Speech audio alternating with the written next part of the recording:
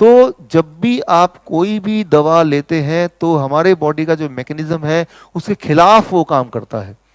सो अब क्या करें? तो पहला स्टेप तो ये है कि दवा को छोड़ना पड़ेगा। लेकिन दवा को छोड़ें कैसे? तो मैं दवा का नाम लूंगा एक करके, उसको छोड़ने का तरीका क्या है, राइट?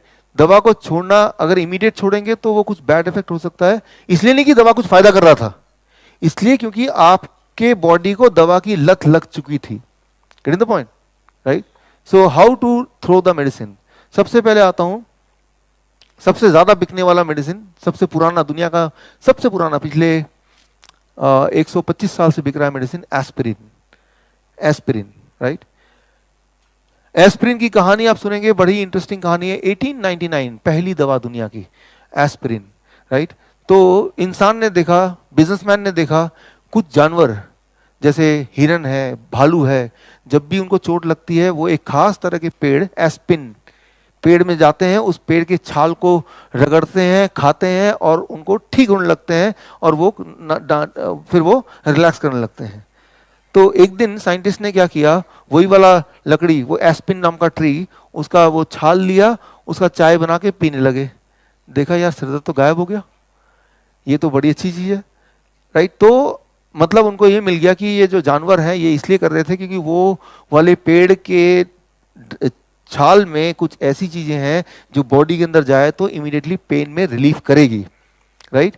और वो पेड़ का नाम है एस्पिन, या फिर वो पेड़ है व्हाइट विलो। ऐसे कई सारे पेड़ जाती हैं जिसमें ये काम होता है, कई सारे, कोई एक नहीं, कई सारे हैं। अब अगर ये चीज आपको पता चल जाए, किसी को भी पता चल जाए, तो आप क्या करेंगे, उस वाले पेड़ से वो छाल लेके रख लेंगे और जब भी आपको जरूरत पड़े पेन वेन में वो खा सकते हैं। इसका बिजनेस नहीं बन सकता, राइट? आप बिजनेस करेंगे कि मैंने एस्पिन बेच रहा हूं क्योंकि इससे आपका पेन रिलीफ होगा, आप बोलेंगे मुझसे क्यों खरीदेंगे, मैं पेड़ से खुद नहीं ले लूंगा।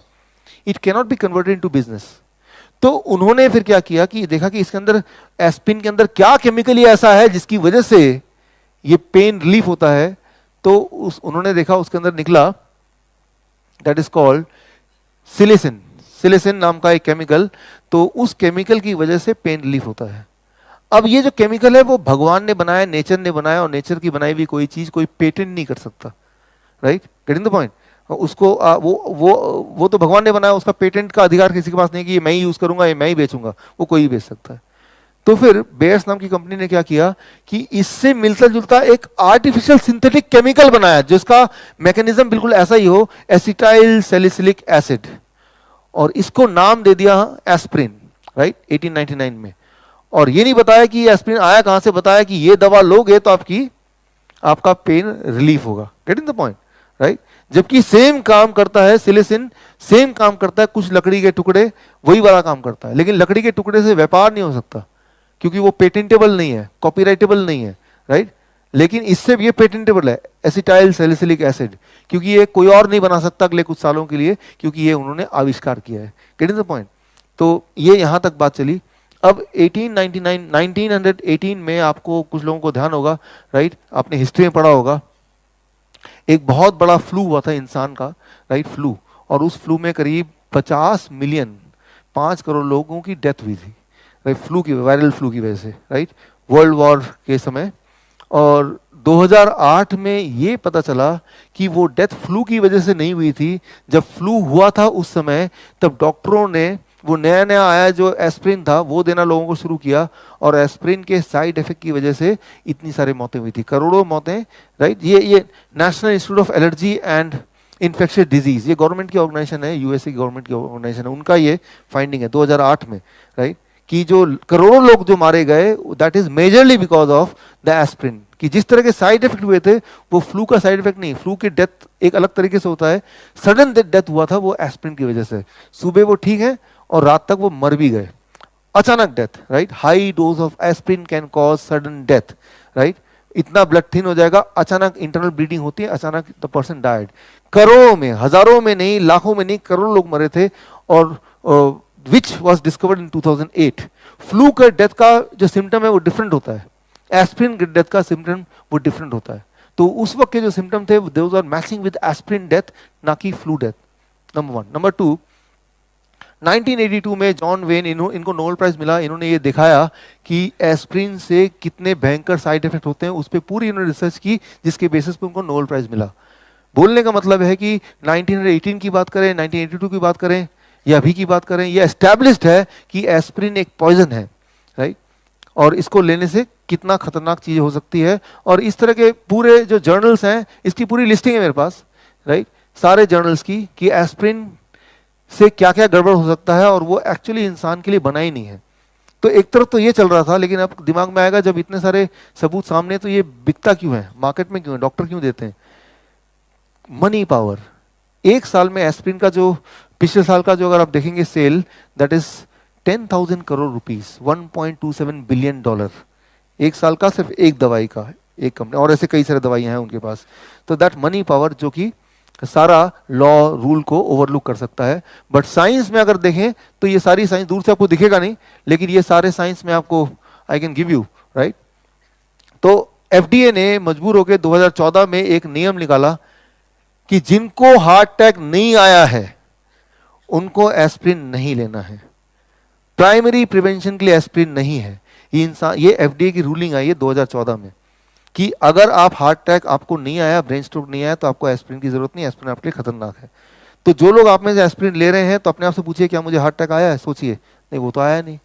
तो नियम अनुसार ही आपको नहीं लेना है, मतलब बाई लॉ नहीं लेना है, राइट। सो बाई चॉइस नहीं लेना है। वो डॉक्टर ने अगर आपको बताया तो उसने गलत बताया है, बाई लॉ गलत बताया है, राइट। वैसे तो गलत है ही है ये, लेकिन अब एक और कारण हो गया नहीं लेने का, भाई वो एफडीए बोल रहा है नहीं लेना तब, राइट। कॉकरेन 2008 बोल रहा है नहीं ले रहा है। कौन बोल रहा है लेना है?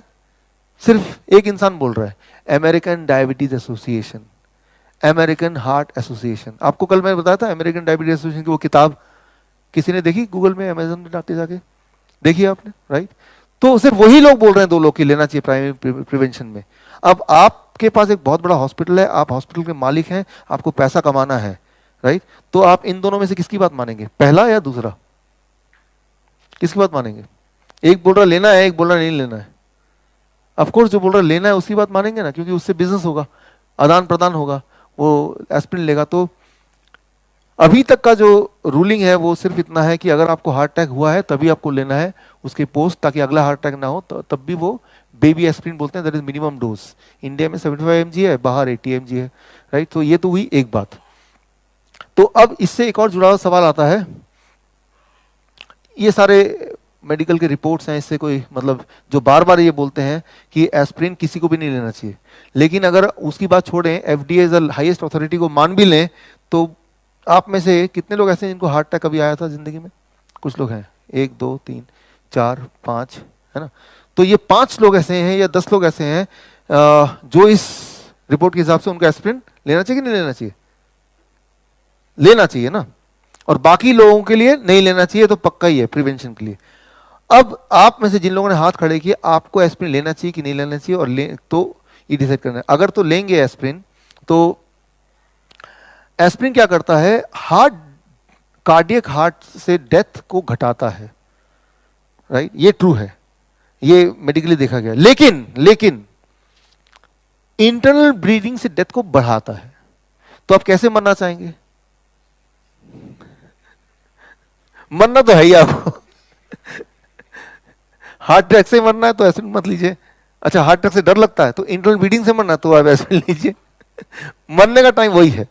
मैं आपको एक रिसर्च बताता हूँ, एक रिसर्च आप और मैं मिलकर कर सकते हैं कि कैंसर के पेशेंट की कैंसर से मरने को कम करें, कैंसर से डेथ को घटाना है। हम रिसर्चर हैं, राइट। तो एक मैंने नया रिसर्च किया है कि अगर 10वें फ्लोर से कैंसर के पेशेंट्स को गिरा दो तो कैंसर से डेथ कम हो जाएगी। कुछ समझ आ रही है बात? हमें मतलब कैंसर से नहीं मरना चाहिए, फिर बाकी चाहे कैसे ही मरे वो। तो सवाल सिर्फ इतना कि क्या हार्ट अटैक से मर रहा है? नहीं मर रहा है। क्यों? वो तो पहले ही मर चुका ना इंटरनल ब्लीडिंग से, हार्ट अटैक की नौबत ही नहीं आई ना। सो ट्राई टू अंडरस्टैंड, ये मैनिपुलेशन समझिए। ये जरूर है कि एस्पिरिन लेंगे तो हार्ट अटैक अगला आएगा नहीं, क्योंकि उससे पहले आप मर चुके होंगे ब्लीडिंग से, राइट।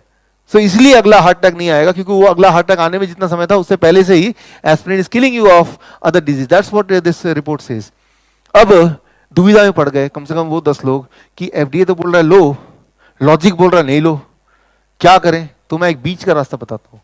आज घर जाके क्या करना है? डॉक्टर बोल रहा है लो, वो अगर नहीं लेंगे तो वो नाराज हो जाएगा, आपकी अथॉरिटी नाराज होंगे, हेल्थ इंश्योरेंस में दिक्कत आएगी, हजारों चीजें हैं, घर को क्या समझाएं। तो मैं एक बीच का तरीका बताता हूं आपको एस्प्रिन लेना है, घर का बना हुआ एस्प्रिन लेना है, एस्प्रिन लेना है, घर का बना हुआ एस्प्रिन लेना है, इंपॉर्टेंट। ब्लड थिन ही तो करना है ना आपको, यही तो मेन मकसद है ना। Aspirin is blood thinner, blood thin होगा तो क्लॉटिंग नहीं होगी, दैट इज द फंक्शन। तो ब्लड थिन करने के लिए एस्प्रिन लेते हैं, सेलेसिन, सेलेसिन जो होता है उसके अंदर का केमिकल वो लेते हैं।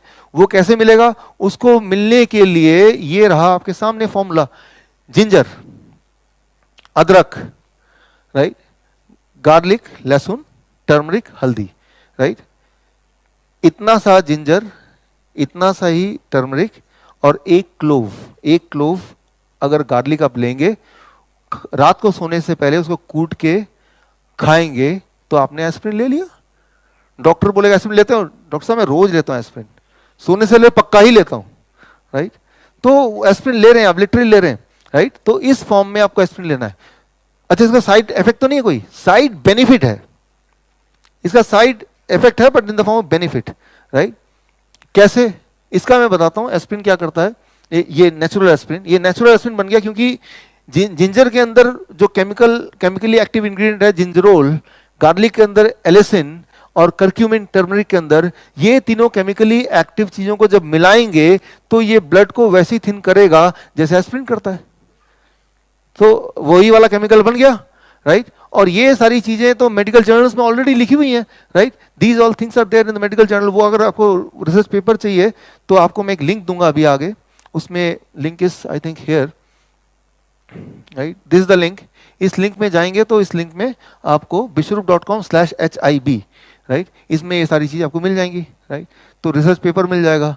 और एस्प्रिन आप ले रहे हैं लेकिन आप घर में बना रहे हैं उस एस्प्रिन को, उस एस्प्रिन, कई लोग ऐसे होते हैं जो बोलते हैं हम लहसुन नहीं खाने वाले, कुछ लोग हैं यहाँ पे, कुछ लोग हैं। तो लहसुन नहीं खा रहे हैं तो चिंता करने की जरूरत नहीं, इसका भी ऑल्टरनेटिव है, राइट। सो इसका ऑल्टरनेटिव क्या है, that is clove, right. Clove को लौंग लीजिए एक और उसको लहसुन की जगह डालिए। लौंग में एक अलग एक्टिव इंग्रेडिएंट है यूगोनॉल, लेकिन ये भी मिलेगा तो वही ब्लड थिनिंग काम करेगा जो कि एस्प्रिन करता है। लेकिन यहाँ पे एक इंपॉर्टेंट साइंस है कि कंडीशनल ब्लड थिनिंग करेगा, राइट। कंडीशनल ब्लड थिनिंग क्या है वो आप समझिए, right. Conditional blood thinning is, मैं आपको बताता हूँ एक छोटा सा एग्जाम्पल देके। मैं एक बार सिंगापुर एयरपोर्ट में वेट कर रहा था, 8 घंटे का वेटिंग पीरियड था अगले फ्लाइट के लिए। तो वहाँ पे मशीनें होती हैं कुछ ऐसा होता है, सोफा जो खुद ही मसाज चेयर्स, $1 डालो तो मसाज करना शुरू कर देगी। तो चलो भाई टाइम पास करना है, बैठ गया और ऑटोमेटिक है, कोई है नहीं वहाँ पे केयर टेकर, पैसा डालो अपने आप चालू कर देगी। तो जैसे ही पैसा डाला पता नहीं उसमें क्या था, उसने पैर को पकड़ लिया अच्छी तरह से। अब वो 1 घंटे से पहले छोड़ेगी नहीं। और ऊपर से क्या था, चांस की बात है कि मुझे चोट भी लगी हुई थी, और वो चोट है कुछ भी हो वो ऐसे मरोड़ के। तो बोलने का मतलब ये है कि अगर कोई आपसे जो प्यार करता है वो जब मसाज करेगा तो ये ध्यान रखेगा कहाँ चोट है, कहाँ दर्द है, कहाँ ज़्यादा कहाँ कम। लेकिन जो मसाज मशीन एक बार शुरू होगा तो वो प्रोग्राम हो गया, 1 घंटे बाद ही रुकेगा वो। तो जब ब्लड थिनर आप लेते हैं एस्प्रिन, तो उसको ये नहीं पता कि कहाँ ब्लड थिन करना है कहाँ पे नहीं करना है, ओवरऑल बॉडी में ब्लड थिन कर देगी जैसा कि उसका काम है। लेकिन जब हम नेचुरल ब्लड थिनर लेंगे जो मैं बता रहा हूं, तो वो कंडीशनल ब्लड थिनर है, राइट। जहां पे क्लॉटिंग होने वाला है वहां पे उसका इफेक्ट आएगा, ना कि पूरे उसमें, राइट। उसके मेडिकल जर्नल्स की रिपोर्ट में दिखाता हूं कि जब ये वाला लेंगे तो पूरी तरह से हर जगह थिन नहीं होगा। मान लो कहीं चोट लग गई तो वहां ब्लड थिन होगा तो खून बहता रहेगा। लेकिन ये वाला ब्लड थिनर लेंगे तो वहां पे नहीं, वहां पे क्लॉटिंग होगी, बिकॉज वहां पे आपको ब्लड थिनिंग की जरूरत नहीं है, conditional blood thinning, that is the most important thing, right. और मान लो आपको ये भी नहीं लेना तो एक और एस्प्रिन में बताता हूँ। एस्प्रिन के 3-4 फॉर्मूला देता हूं मैं आपको, उनमें से कोई एक फॉर्मूला जो आपको ज्यादा भाए वो आप वाला फॉर्मूला ले लीजिए, right. Tomato contributes to reducing the clotting event that leads to heart attack and stroke, right. अगर आपको लगता है भय कि मुझे क्लॉटिंग हो सकती है, स्ट्रोक हो सकता है, तो फिर आप टमाटर खाइए। कैसे, ये तो रख लीजिए, थैंक यू। सो कितना टमाटर, ये इंपॉर्टेंट है, इसलिए मैं खास तौर पे मंगवाया आपके लिए। तो रात को सोने से पहले आप ये 4 टमाटर खाएंगे, आपका डॉक्टर फोन करेगा, हाँ डॉक्टर साहब मैं वो ब्लड थिनिंग वाली गोली ले रहा हूँ और एंटी अर्थमिदिया जो है ना उसकी भी गोली ले रहा हूँ, ट्रैकीकार्डिया उसका भी गोली ले रहा हूँ, और मुझे लगता है कि हार्ट की बीमारी जो दी है सारी गोलियां मैं खा रहा हूँ, राइट, ये रही आपकी सारी गोलियां। तो 300 ग्राम जब आप खाएंगे और इस तरह से खाएंगे तो जाके इफेक्ट करेगा। अगर इसको पकाएंगे, आप कुक करेंगे, तो वो फूड है, लेकिन इसको अगर इसी फॉर्म में इतने ही ग्राम खाएंगे, मतलब एक अच्छा खासा 300 ग्राम इज समथिंग, राइट, तो जाके दैट इज, और ऐसा रोज करेंगे तो that is blood thinner, conditional blood thinner, right. और सो जो हार्ट का ट्रैकीकार्डिया, दैट इज जो हार्ट बीट जिनके ठीक नहीं रहते हैं, वो सब ये ठीक करता है। और एक इंपॉर्टेंट बात, नाइट्रिक ऑक्साइड, कोई भी फ्रूट एंड वेजिटेबल आपको बॉडी को नाइट्रिक ऑक्साइड प्रोड्यूस करने में मदद करता है, लेकिन सबसे ज़्यादा मदद करता है 2 चीज़ें। नंबर 1, ग्रीन लीव्स, हरे पत्ते। तो हरे पत्ते अगर रोज खा सकते हैं, कितना, करीब आपके बॉडी वेट के हिसाब से, मान लो मेरा बॉडी वेट 70 kg है, तो 70 ग्राम इन लंच और डिनर, राइट, हरे पत्ते। और हरे पत्ते, और दूसरी चीज वो है लाल टमाटर, राइट। सो ये नाइट्रिक ऑक्साइड प्रोड्यूस करता है। तो बोलने का मतलब है कि आप जब ले रहे हैं, ये सिर्फ ब्लड थिनिंग ही नहीं कर रहा है, कंडीशनल ब्लड थिनिंग, आपके हार्ट बीट को सिंक्रोनाइज ही नहीं कर रहा है, बल्कि नाइट्रिक ऑक्साइड प्रोड्यूस करके आपके ब्लड प्रेशर को भी नॉर्मलाइज कर रहा है। तो एक तीर से इतने सारे निशाने हो गए। लेकिन ये खाना पड़ेगा। अगर मैं आपसे पूछूं कितने लोग ऐसे हैं जो कभी अपनी जिंदगी में एक साथ 4 टमाटर खाए हो, तो कम लोग निकलेंगे, कभी कभी। लेकिन इसको रोज का पार्ट बनाना, you have to do it every day. So और ऐसा करते हुए अगर आप 15 दिन कर पाते हैं, 15 days, 20 days, and then you see how your heart is helping you, right. So these are the 3 different form and in which you can take aspirin, and these, मैंने ये वही वाले फॉर्म लिखे हैं जो मेडिकली वैलिडेट कर सकते हैं हम, राइट। नुस्खे नहीं है ये, नुस्खे साइंस में कब बदल जाता है, जब उसका कोई एविडेंस होता है, राइट। नुस्खे भी काम करते हैं और नुस्खे ही साइंस में बदलते हैं जब वो एविडेंस बन जाता है, राइट। वो जो एस्पिन पेड़ का जो मैंने एग्जाम्पल दे रहा था, वो नुस्खे थे जानवरों के लिए, लेकिन उसको रिसर्च कर दिया तो वही साइंस बन गया, राइट। इतना ही फर्क होता है, कोई रिसर्च पेपर साथ में हो तो that becomes a science. So this is a science. तो आपके पास इस वक्त 3 एस्पिरिन के तरीके हैं, पहला तरीका, दूसरा तरीका, तीसरा तरीका। तो रोज एस्पिरिन जरूर खाइए, लेकिन इस फॉर्म में खाइए, right. If you can do it, right, you can see the result with in few days. Overall energy, your heart conditioning, your blood pressure, सारी चीजों में फर्क पड़ेगा, किसी एक चीज में फर्क नहीं पड़ेगा। So this is all medically approved thing, medically validated things, right? और इसके सारे के जो रिसर्च पेपर है, यहाँ टाइम बचाने के लिए मैंने इसमें उसको डाल दिया है।